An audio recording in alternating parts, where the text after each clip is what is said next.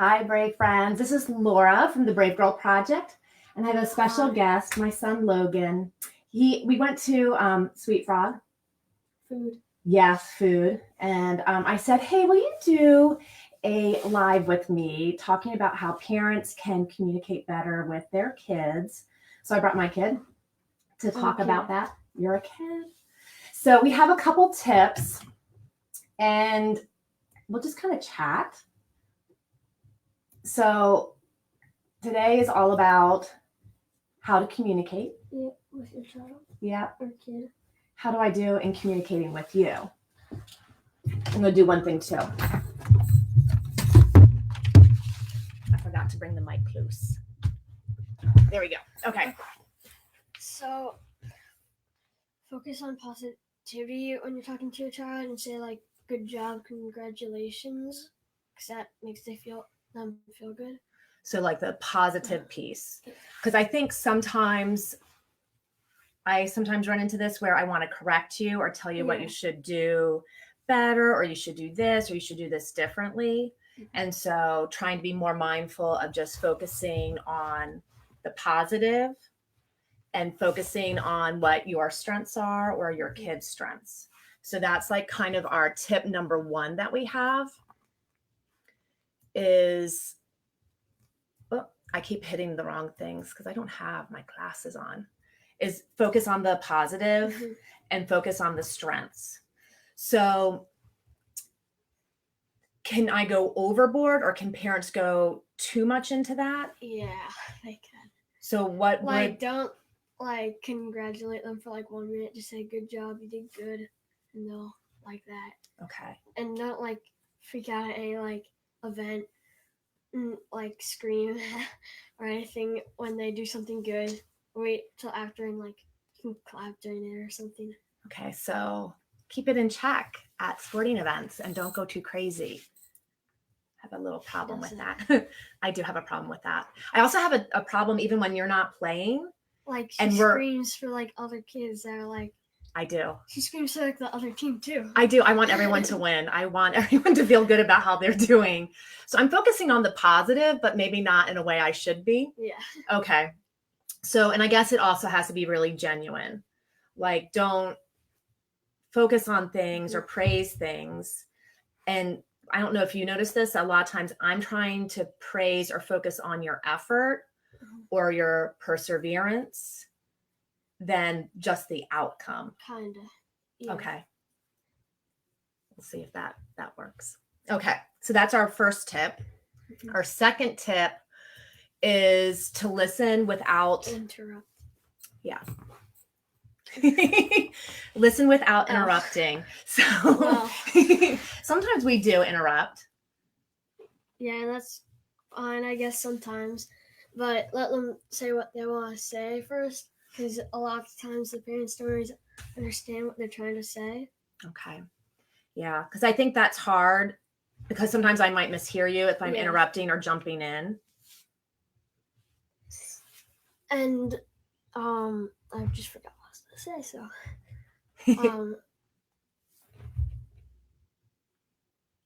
I can't remember. So giving space. Yeah. And time.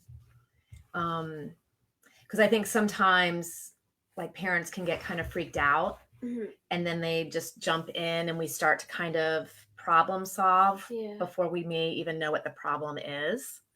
So it's important to kind of take some time. Okay, so that was focused 2. Okay, let me scroll down. Okay, tip 3 we have is, and you suggested this one, let your child make some decisions. Okay, when you said that to me, what do you mean by that? Don't always hop in and be like, you should do this. I think you should do this, because normally they have a different idea and they think it's kind of better, and sometimes parent doesn't really understand what they're trying to do because they don't say everything they think. So it's kind of hard. And so letting you make a decision rather than me always giving all the advice. You can do it sometimes, just not too much. Okay. And so when I say or ask questions like, what do you think? Or what's an idea you have? Does that help with the decision making or allowing you to be in charge? Say that. So if I say, what are some of your ideas, Logan? Some of my ideas. Does that allow you? Kind of like just say like, what do you think? Okay. Or What do you like- think? Yeah, just say that. If you can tell that they already have an idea, like just let them do it and then ask, can I read it over after or like see it after? Okay. So that could even be like Yeah. homework. Yeah, homework. Okay. So Or like, like anything they're doing, like just okay. be like, do you need help or something like that? And if they say yeah, like they don't always say yeah. So. Okay. So sometimes just letting them have a first chance Mhm. rather than, sometimes as parents we call that like micromanaging, like instead of like hovering over. And with friendship problems, in like if we were to apply let your child make decisions Mhm. in friendship problems, how would this work? You should probably, since you're the parent, like talk to the other parent and see what their child's saying and stuff like that, Okay. and like ask your child about it, and make sure you understand both perspectives, so you don't like, and let your child kind of make a decision on who they're friends with. Like, don't like make them play with someone they don't want to play with. Okay. Like that, ask them, do you want to play with him or her this weekend? And like sometimes they'll be like, I don't feel like it, or no. Okay. Yeah, because I know sometimes like we might get like an Online. invite from people and I'll say, oh yeah, Logan's gonna do it, and I don't always check with you. Yeah. And then that can be kind of frustrating if you had different ideas of what you wanted to do Yeah. with your time. Okay, so that's good. That was a good tip. And then let's see, what else do we have, Logan? Okay. Put yourself in your child's shoes. Yeah, putting yourself in your child's shoes and trying to see things from your perspective. Mhm. And so that's important because I think sometimes we get lost maybe in the big picture. As an adult, we're thinking about everything and we think maybe we see the easy solution, but we might forget what it's like to be in your shoes, be in school Be a all day, kid. be a kid. So if I were like in your shoes or a parent was in their kid's shoes, what do you think that they would see? I would see a kid who would you'd probably want to have fun all day, and work is not the funnest. I mean, depends on how a kid likes work, but I mean, and how they think is all different, and how different it is to be a kid to be a compared to an adult, Mm-hmm. and how like sometimes adult is harder and sometimes kid is harder. Yeah. Kinda, I think it's yeah. hard. I can't imagine being a kid now. I think it would be very hard.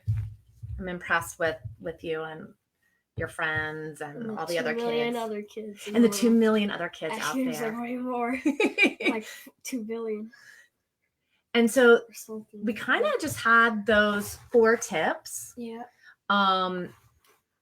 Which one do you think is your most important? Like if a parent were to Put focus on, yourself in their shoes. okay, put yourself in your child's shoes. That's the most important. I like that one. So sometimes that can be hard because I think also parents sometimes put themselves back in their shoes of when they were a kid, and things are different now. So sometimes you don't understand what it's like. So Not all the things there is today. exactly. Yeah. So thank you for doing this with me. Okay. He's like, okay, who Okay. knows? Do I owe you anything for doing this? Only $5. I don't just have kidding. $5. I had yogurt. Hey, what from if you Sweet win for Frog. this lottery ticket? I want it. Yeah, we just found this on the floor. We were cleaning out stuff, so we might actually have a lot of money. So, it might be kind of It's neat. probably gonna be like $2 and change. A little bit. But thank you guys so much.